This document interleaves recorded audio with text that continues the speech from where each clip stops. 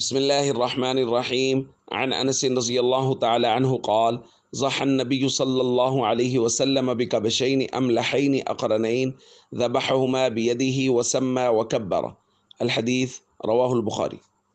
حضرت انس رضی اللہ تعالیٰ عنہ سے روایت ہے، فرماتے ہیں نبی کریم صلی اللہ علیہ وسلم نے سینگوں والے سیاہ سفید دو مینڈھے قربانی کیے اور حضور علیہ صلاۃ والسلام نے اپنے دست مبارک سے ان کو ذبح کیا، اللہ کا نام لیا اور تکبیر کہی۔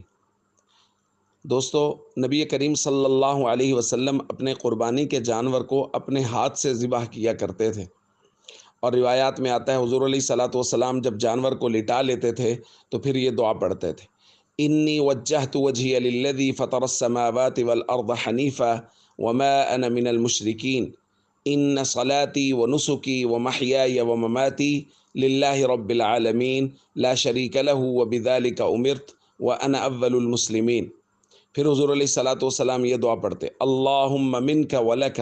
اے اللہ تیری ہی توفیق سے ذبح کر رہا ہوں اور تیری ہی رضا کے لیے ذبح کر رہا ہوں۔ ثم سمی اللہ وکبر وذبح، پھر حضور علیہ صلاۃ والسلام تسمیہ پڑھتے، بسم اللہ، پھر تکبیر کہتے، اللہ اکبر، اور پھر ذبح کرتے۔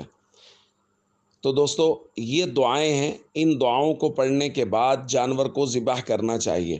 اور حضور علیہ صلاۃ والسلام یہ دعائیں پڑھنے کے بعد جانور کو ذبح کرتے ہوئے تسمیہ اور تکبیر یعنی بسم اللہ اللہ اکبر ایک مرتبہ کہہ لیں یا بار بار کہہ لیں، اس میں کوئی حرج نہیں ہے۔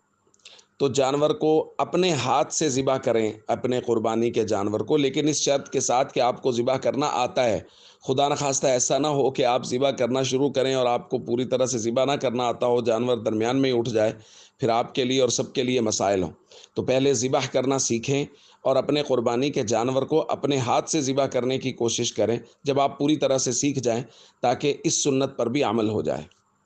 السلام علیکم ورحمۃ اللہ وبرکاتہ۔